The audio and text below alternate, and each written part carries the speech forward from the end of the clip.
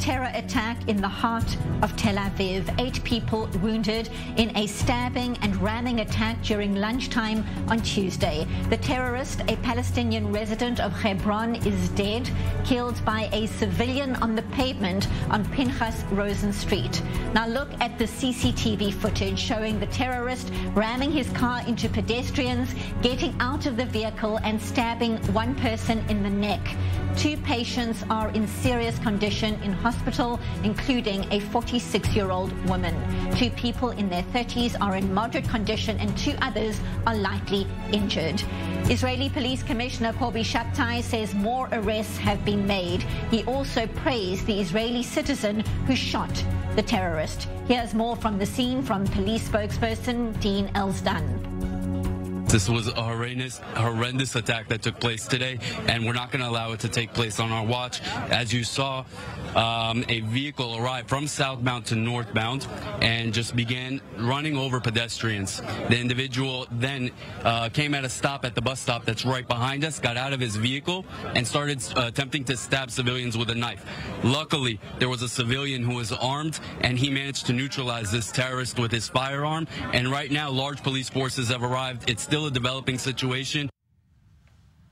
So for more on this breaking news development, our correspondent Guy Azrael is here in studio. And Guy, this terrorist is a 20-year-old, rams his car into a group of people, gets out and stabs someone in the neck. What more is known about him and how did he get into the country? First of all, just another reminder of the daily reality here, especially when we speak about that operation that is ongoing in Jenin at these very hours. Well, that operation is the result of constant attacks on Israelis, both here in Tel Aviv, across Israel, and in the West Bank over the recent months. So when the question is being asked on whether this is a response to the operation, well, these attacks are ongoing, and Jenin has been a safe haven for these terrorists for so long, and this is why the IDF is there.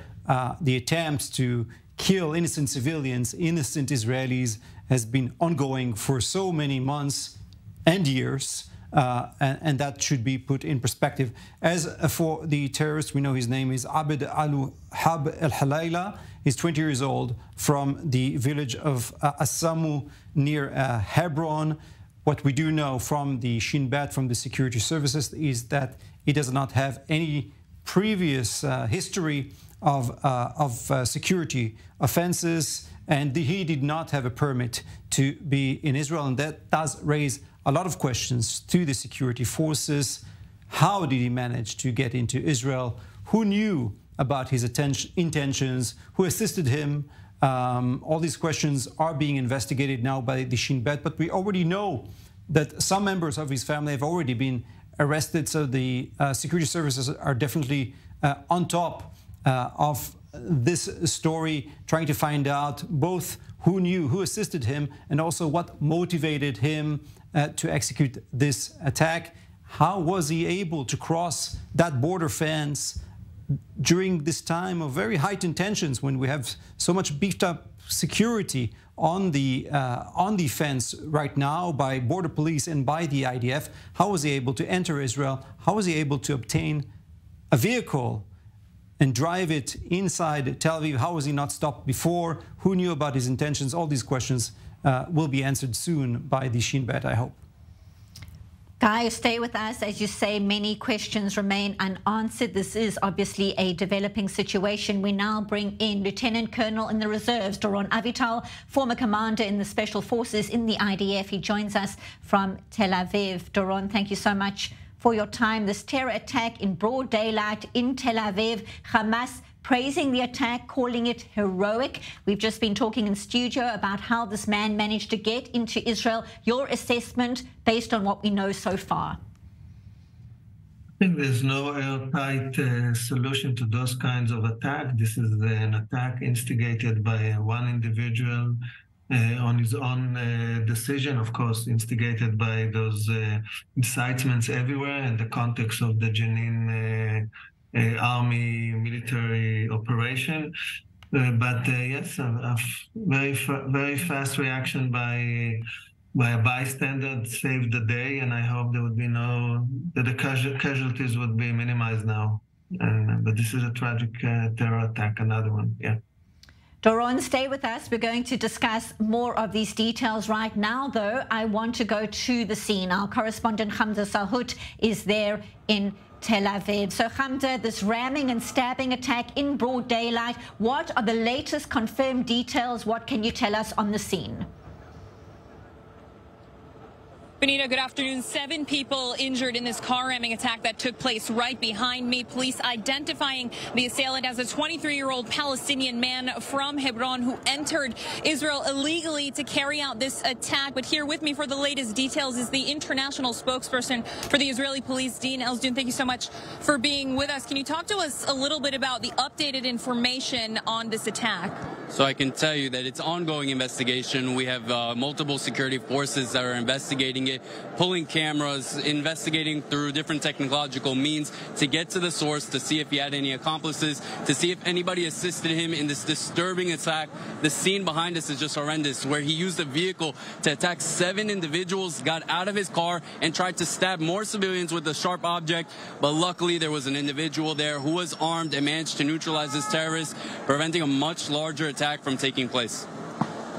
We've been speaking about Israeli armed civilians. The National Security Minister, Itamar Ben-Gvir, calling for more people to be armed. Talk to us about the timeline that the armed civilian was able to neutralize the attacker and its significance. We're talking about very, very short moments. When you're talking about a situation like this where there's a terrorist and the police is not on location to engage with the terrorist, if there's an individual that's armed and he manages to neutralize the terrorist, you prevented the terrorist from running into a building, from running into more stores and harming more civilians.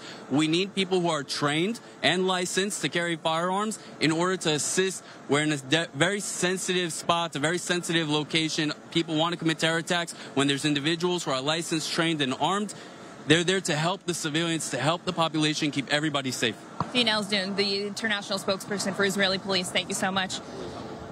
Benita, the National Security Minister, Itamar Ben-Gvir, arrived at the scene and was actually met with both supporters and protest quarrels breaking out between both groups of people. The National Security Minister renewing calls for the Israeli public, for civilians, to register for a license to carry a firearm, saying that in these types of circumstances, it really does make a difference. You just heard from the Israeli police saying that it was just seconds, and this is not the first occasion that an armed Israeli civilian was able to neutralize an attacker on the scene in a kind of a residential suburban area where police might not be as present. So an ongoing investigation here into the attack. Police currently cleaning up the scene. The vehicle still present behind us, but police are telling us that it will be removed shortly. And now in the street here, business is as usual as police continue the investigation into this attack that injured 7 people. Benita.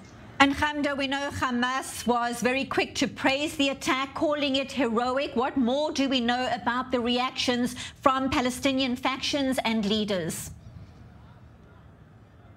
Well, look, it's no surprise that Palestinian factions have praised this attack, saying that it's a direct response to what's going on in Jenin. But we have to separate the 2 incidents from each other. This was a lone wolf attack, something Israel has seen for the last couple of years in fighting in what it's calling its continuous terror wave. But the incidents are just not related. This is an individual who came here illegally and targeted civilians, and inside the Jenin refugee camp are firefights going on between the Israeli military and armed fighters there. So while factions are praising this and calling it a direct response to what's going on in the West Bank, they're simply not related, and it's important to draw this distinction so that the public is not confused about the ongoing series of events, Benita.